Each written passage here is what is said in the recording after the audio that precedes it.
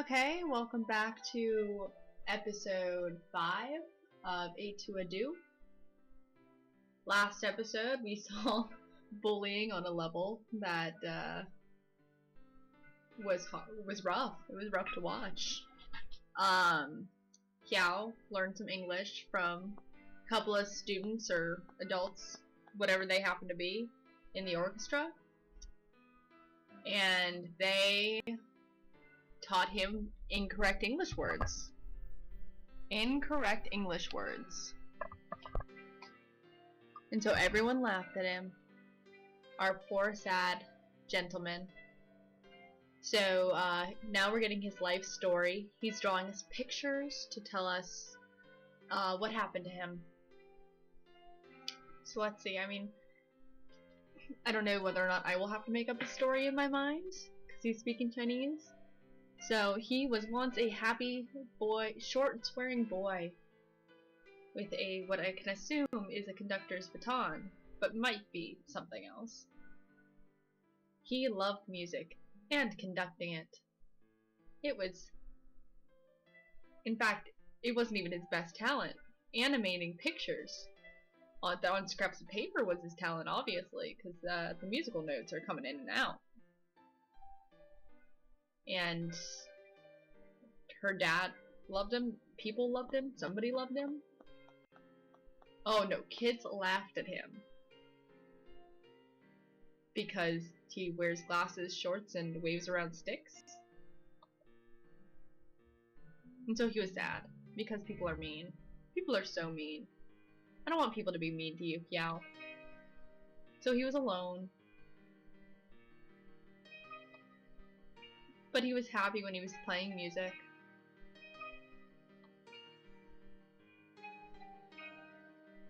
And then one day he stabbed his hand with a stick. And it was a magic stick, which took him to Hogwarts, maybe. Or maybe this is what he wanted to do when he grew up possibly. People are clapping and life is sparkly. But the music sucked. And he was worried. Man, even with the pictures, this is really hard to figure out. But it was okay, because bad music is still music. But people weren't excited. People were angry.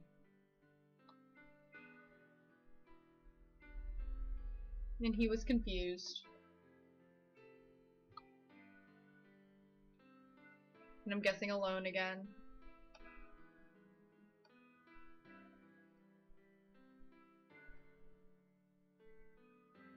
And once he was all alone, he was sad.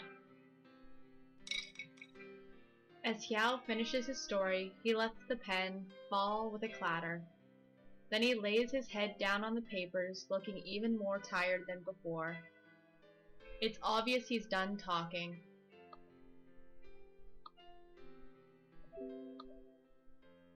I'm not sure of the details, but I'm guessing the whole ostracized and abandoned by his own orchestra isn't exactly new to Xiao. When you're a crazy strict musical perfectionist who wants to practice all the time, I guess it's not easy to make friends. To be fair, I guess the one working hardest of all is Xiao himself. He stays ridiculously late and comes in ridiculously early, pushing himself harder than he pushes anyone else. But seriously, even if he's always been completely devoted to music, he can't expect everyone to be this dedicated.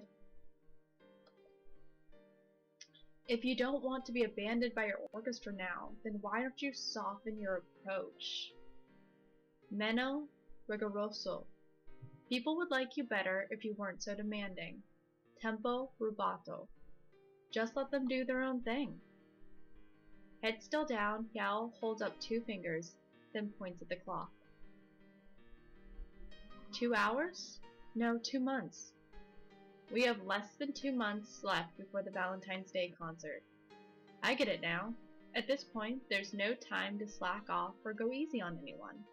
If Xiao can't whip the orchestra into shape by the concert, everyone's efforts will have been wasted. And if he has to play the bad guy to prevent that, then so be it. If it means no one likes him, that he always ends up alone, then he's just going to pretend it doesn't matter. Even if he really just wants to have friends like everybody else. Okay, enough moping around. Get up. Prestissimo. Yao grunts in surprise as I yank him back. He tries to bat me away and gasps as I shove him against the chair. Stop acting like you're some poor little martyr who's all alone in the world. That really pisses me off. Give me that. I snatch Yao's last drawing off the table and start scribbling. There.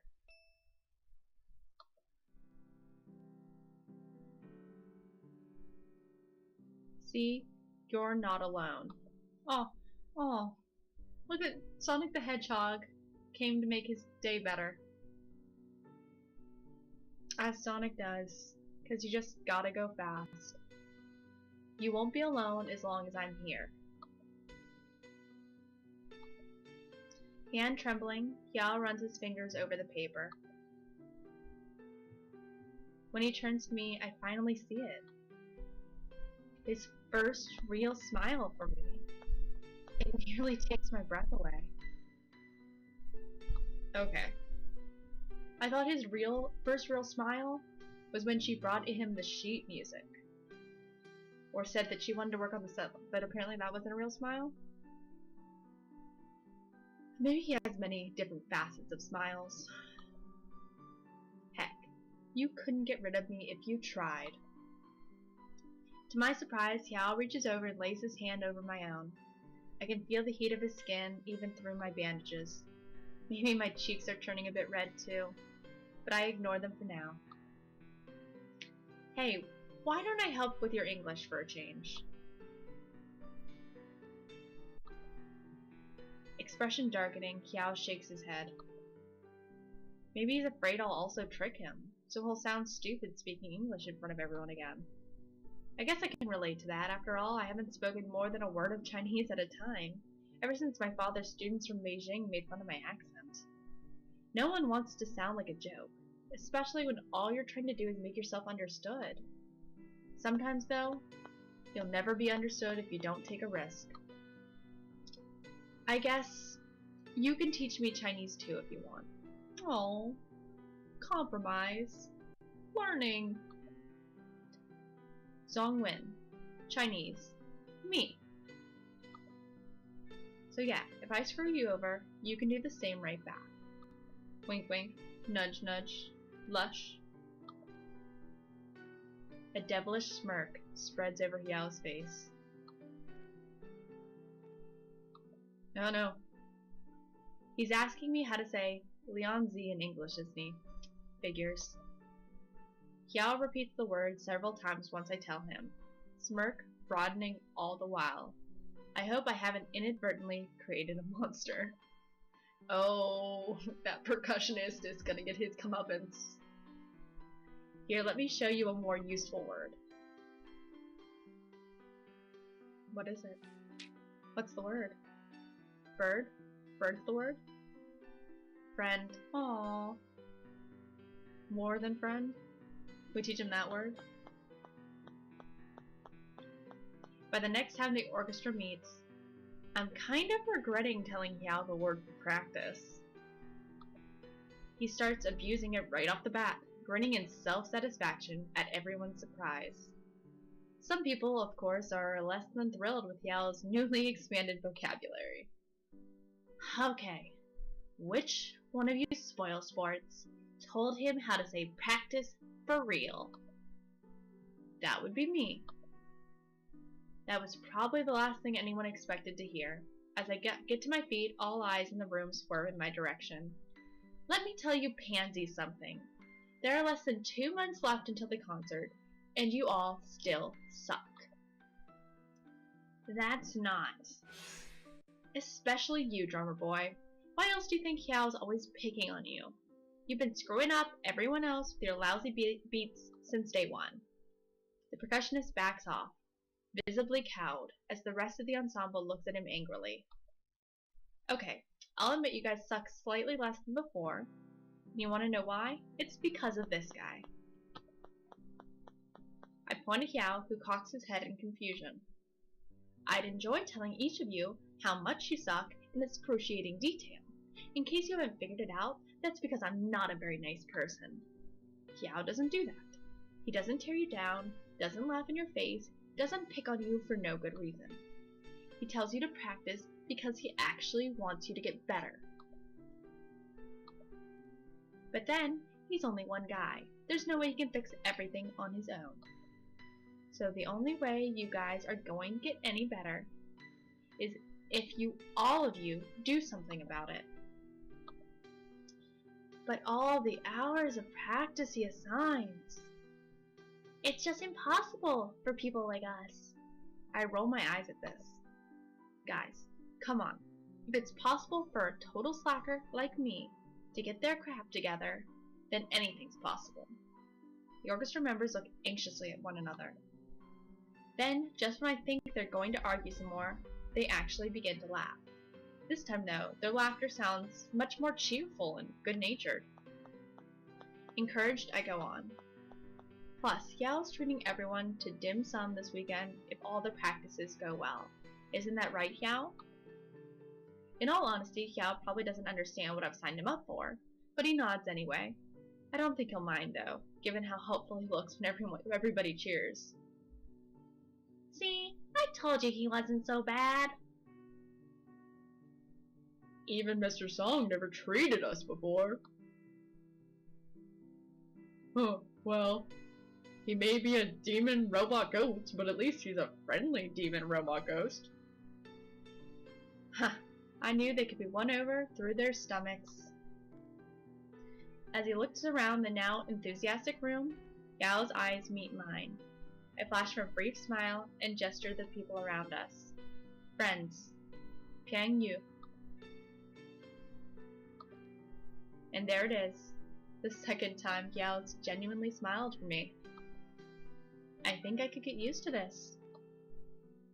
Heh, never thought I'd say this, but maybe I'm looking forward to the next 2 months after all.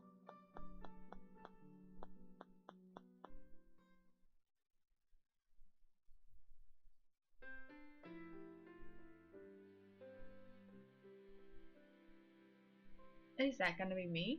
I do not think that's me. My hair does not look like that. Who would that be? We haven't met any new character yet. The next few weeks pass in a dizzying blur of activity. I can't say everyone stops complaining about the hours of practice that Yao assigns, but as the concert draws closer, the growing sense of urgency motivates even the laziest slackers and gives everyone a deeper appreciation for Yao's rules. It also helps when I convince Yao to set more reasonable expectations.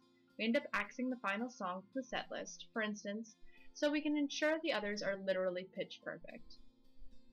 I'll get you next time, my awesome rock ballad medley. As long as there's no butterfly lovers, I'm willing to let you go for now. Yeah, I'm already thinking about it next time. I know it's weird.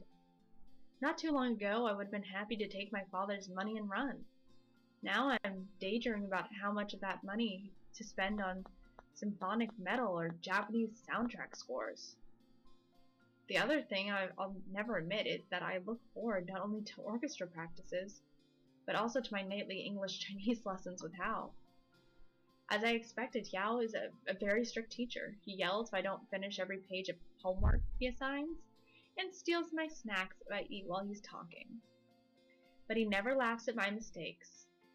I'm grateful for that. And to be fair, Yao never dishes out more than he expects back. He even scolds me for not giving him enough English homework. Unsurprisingly, his English improves a whole faster than my Chinese. He won't buy a Chinese-English dictionary, though, claiming that the one he ordered online should be here any day now. After he'd been saying that for 2 weeks, I bought him one myself and threw it at his head. He ostensibly still refuses to use it, though. I've caught him sneaking glances every now and then. The fact that we understand each other better helps, especially during practice. Piao breaks into an impassioned outburst about the length of the fermata, on the third page or exactly what tempo he wants for Allegro Vivace, at least I can relay the general points to the bewildered ensemble. After 6 weeks of trying to translate Cal's music rants, I think I'm more familiar with the scores than most of the musicians, even though I've never touched an instrument. I've even started hearing passages of Dvorak as the soundtrack to my dreams. Sona! Hey, Sona! I'm shaken from one of these dreams now by someone calling my name. I hide a yawn behind my hand. Guess those late night lessons with Yao have been more draining than I thought. I wasn't napping before practice, I was just resting my eyeballs. Oh, well, I was wondering if I could make an announcement at the beginning of practice today. If it's not too much of an interruption, that is. I'm really sorry for the inconvenience, but hopefully it won't take too long. The heck are you apologizing for? You think I give a crap about that kind of stuff? I guess the orchestra members have gotten used to my tough talking, because the girl just flashes me a grateful grin. Thanks, Sona. I'm so excited I can't wait. If you're gonna build it up like that, this had better be good. Once all the orchestra members have arrived, the girl makes her way to the front of the room. Great news, everyone! My brother works for the local newspaper, and he says the head of the arts and entertainment section has heard how well our orchestra has been doing. They want to do a story on us. Everyone immediately starts chattering excitedly. Oh my gosh, we're gonna be famous. I've never been in the paper before. But isn't this going to give us even more pressure than before? Relax. We'll be great. No other orchestra in the country works as hard as we do. Geez, you might be a lot better now, but you're still just a bunch of amateurs. Don't get so cocky. Still, guess it's kind of nice to see everyone so excited. I glance over at Yao. While both his English and his opinion of the orchestra have improved a lot over the past weeks, I'm not sure if he knows what's going on with everyone now. As far as I can tell, though, he seems pleased with their enthusiasm. Guess it's my job to bring things back down to earth. Okay. That's enough chit-chatting. Yeah, I'll admit, having a story in the paper would be kinda cool. But don't get ahead of yourselves. Who knows if the newspaper people will actually go through with all this. Oh, they definitely will. They're even willing to come to a practice next week for the interview. They're going to interview us? Oh no. What should I say? Does my hair look okay? They're talking to us next week. Not right now, silly. Well, actually, they're not going to talk to all of us. They just want to talk to Sona. Huh? Why only me? Well, their angle for the article, actually. How our orchestra rose from the ashes after Mr. Song passed away, thanks to the leadership of his daughter. They're going for a touching, feel-good kind of story. Love for music and family, triumphing over all obstacles, you know? I think it will be very sweet. Sweet, huh? It sounds sweet alright. So syrupy and saccharine that it'd choke you on the way down. I want to spit out those sugar-coated lies and rinse their taste out of my mouth. So, if you don't mind having the reporters talk to you for a few minutes and take some photos during practice next week, I can tell my brother to. Don't bother. The excitement on everyone's faces is quickly replaced with shock. But why not? It's good publicity for our orchestra. I just texted all my friends about being in the paper. Everyone will come once they hear our great comeback story. On the less materialistic side, guys, wouldn't it make a nice tribute for Mr. Song? I think he'd like everybody to see we kept going after his death. Everyone murmurs and nods their agreement. That's it, isn't it? In the end, it's not about me or my orchestra. It's always going to be about my father. Whatever. I don't feel like doing an interview, so quit bothering me about it. Any whiners are getting their instruments shoved straight up their you-know-whats. The percussionist and the bassist look especially scared. No one dares to say another word about the interview again. Well, except for one person, that is. I'm straightening the music stands after practice when Yao taps me on the shoulder. He holds up an old newspaper and points at it excitedly. Sona? News! Don't tell me he just figured out what we were talking about. No Yao, no news, no Sona in news. Too bad. No news? News. Paper. I know what you meant the first time. Just don't talk to me right now. Silencio. Yao obviously didn't get it because he keeps following me around the room. As I'm moving a stack of scores to the back, he taps me on the shoulder again. When I turn around, he grudgingly hands me a half-empty bag of potato chips. Are these the chips he compensated last week because I was eating them during practice? Grimacing, I tossed them into the trash. Oh, like he was trying to do something nice for us and we just trashed his hopes and dreams. Though Yao's eyebrow twitches in irritation, he manages to regain his composure. A few minutes later, he taps me on the shoulder again and clears his throat. Sup, girlfriend? You be totes bitchin'. Huh? Did you get a concussion when I wasn't looking? Again, that eyebrow twitch. It takes Yao a bit longer to rein in his temper this time, but he finally walks over to the piano and starts playing. Oh, there he went. I gawk at the chorus from Walking on Sunshine Fills the Air, accompanied by some truly incomprehensible Chinglish singing. Okay, stop. Stop! What the heck are you trying to do besides make me a complete fool of yourself? Losing his already unstable hold on his temper, Yao finally explodes. In Chinese. Great. We finally taught him some English. I was hoping, I'd finally understand what he was saying. Okay, come on. English. English, bud. Sona. Mesto. Sad. He really did all that weird stuff just to cheer me up? I hope I feel bad. Yao, I'm fine. Swan Li. Just let it go and focus on the orchestra. The concert is almost here, and we don't want it to be a total failure. Fail. Lure.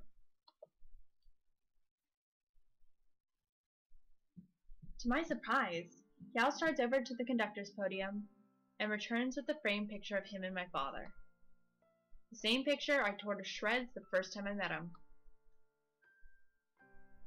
Ba. Father. I don't need you to tell me that. I try to move away, but Yao swiftly blocks my path. What's your problem? Get away from me. Get out of my way. Yao shakes his head, brow furrowing. He tries speaking in slow, halting English. When I sad, Song da shi help.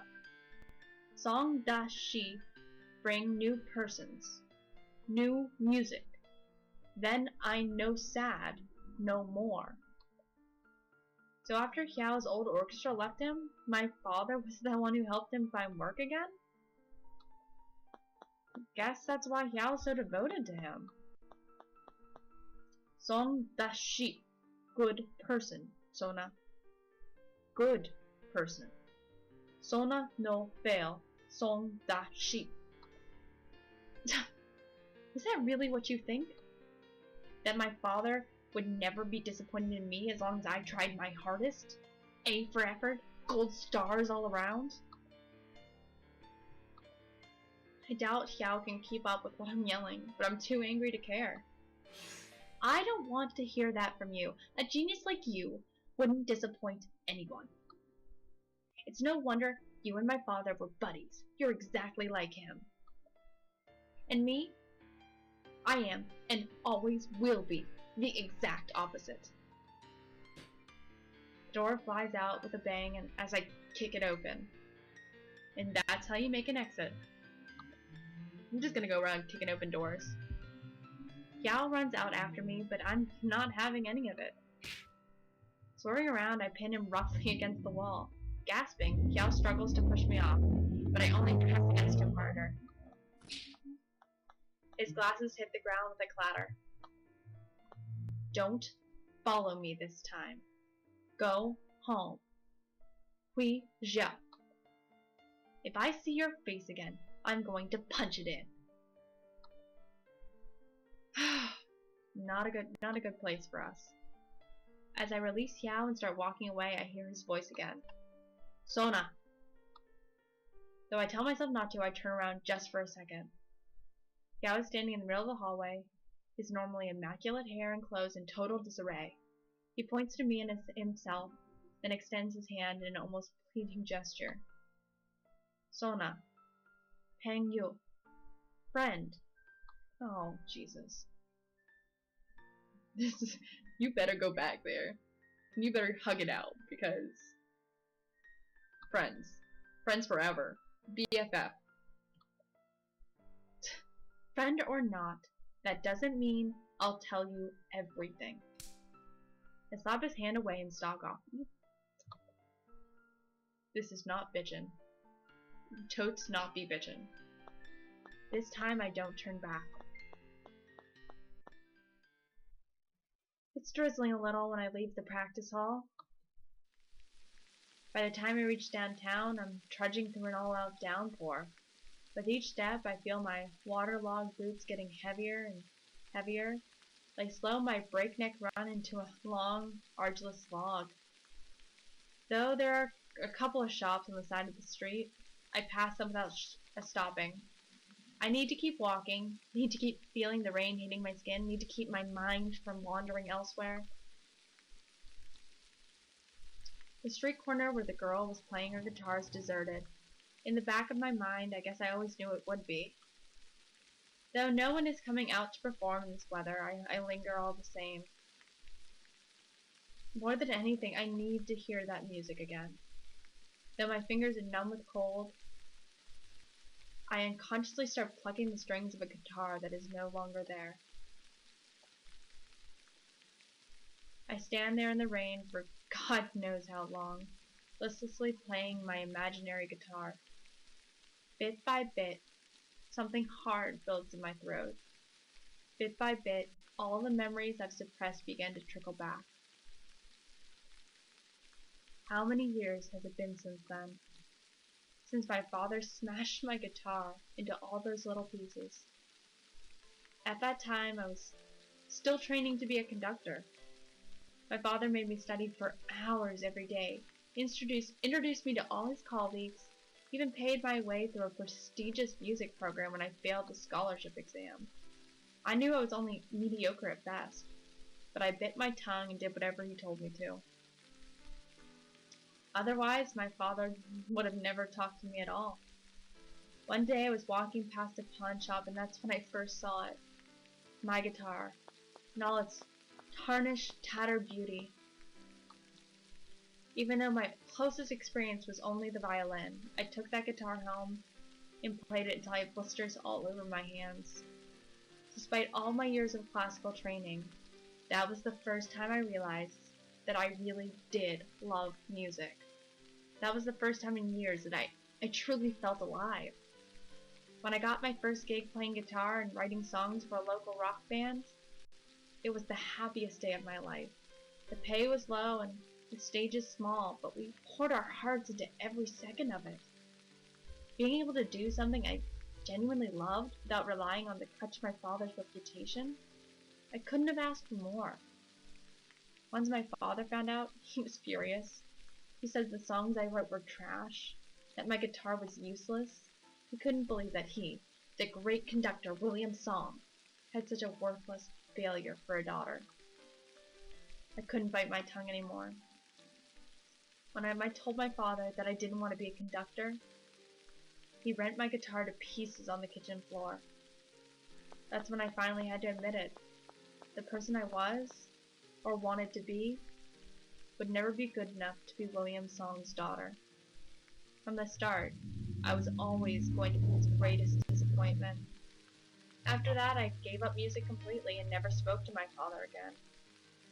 There was no point in trying when I had already failed. The best thing I could do was make a clean break, become someone who could never, ever be associated with William Song again. In the end, it was better for both of us that way. I had no longer had to worry about failing my father's expectations, and he no longer had to worry about covering those failures. It's no surprise a genius like Yao can't understand that someone like him will never know what it's like to be a failure like me. More rain pours down, getting into my eyes and making them blur. I've been standing in the one spot for way too long. Time to move on.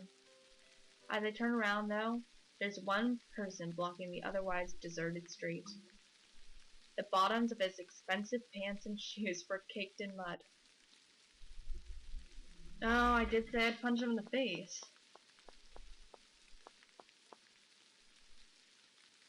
I think I'm done running away. No more running. I've admitted my feelings about my father. No more running. We're gonna fight him. Half-heartedly, hopefully. I told you not to follow me. Snarling, I throw a punch in Yao's direction, but this time he's prepared. He catches me by the wrist, stopping my fist mere inches from his face. Let go, you idiot! Just let go! Yao doesn't relent, even as I kick him in the shins and try to twist my arm behind his back. Twist his arm behind his back. Ooh. The rain pounds down around us, making it difficult for me to gain traction. Why won't you just leave me alone? Shaking his head, Yao steps forward, bringing his face closer to mine. Streams of water course over his hair and cascade onto his broad shoulders. Our eyes meet, and I involuntarily falter. Sona. Friend. Not alone. The day my father destroyed my guitar was also the last day I ever remember crying. I didn't cry when I quit my band, when I moved out, not even at my father's funeral. So I'm not saying that I started crying right now either. With my face already wet with rain though, it's kind of hard to tell.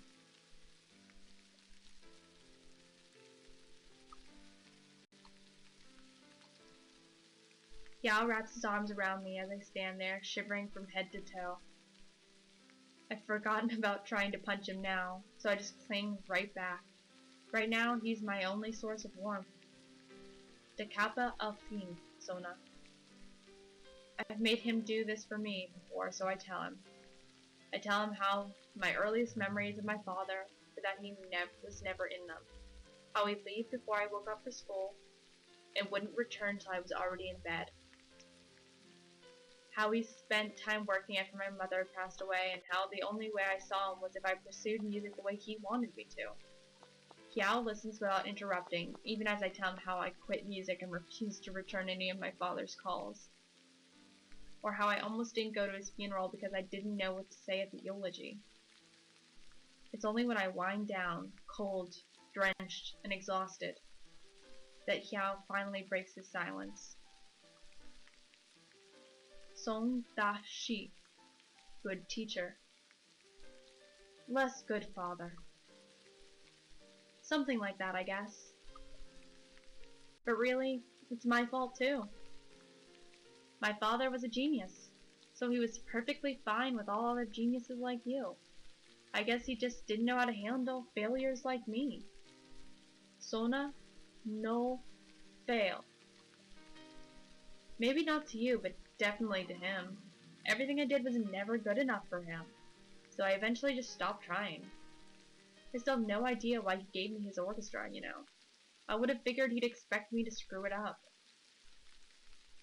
Screw up?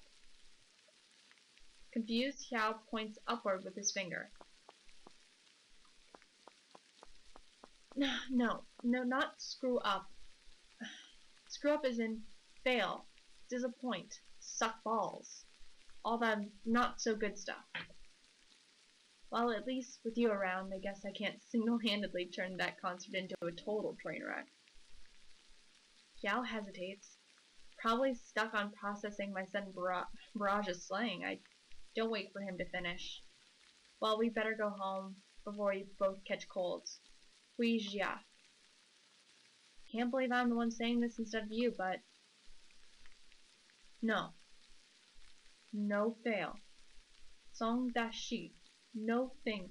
Sona fail. Cal, it's okay. I've accepted it. Swan Lee, whatever. Now can we please go inside before we both die of... Yao leans over and presses his forehead against the side of my head, cutting me off in mid-sentence.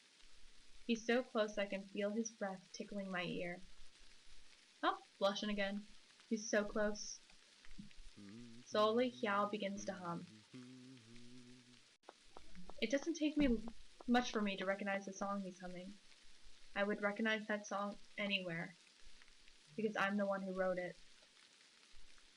I pull away with a start. How do you know that song? I haven't played that song, heck, any of the songs I wrote, since I was still with my band. Song da shi. He liked that song most. What? I let Yao lead the way back to the practice room. Okay, and we're already at 36 minutes again. It was, I guess, real hard to stop that in the middle of that speech. So we're going to end it here for episode 5. We'll find out exactly what my father has been hiding all these years. Have a glorious day, guys, and I will see you for episode 6.